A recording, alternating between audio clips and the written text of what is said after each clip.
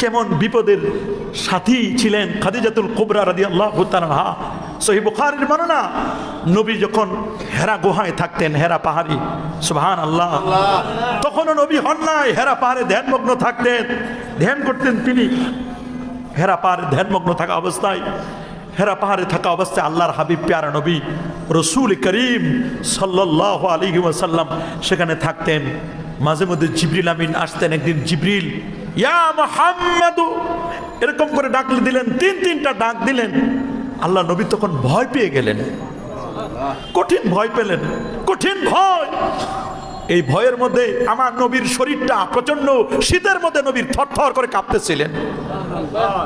নবীজি খাদিজাকে লক্ষ্য করে বলেন, ইয়া খাদিজাতু জাম্মিলুনি জাম্মিলুনি জাম্মিলুনি, রে খাদিজা ইন্নী খাশিতু আলা নাফসি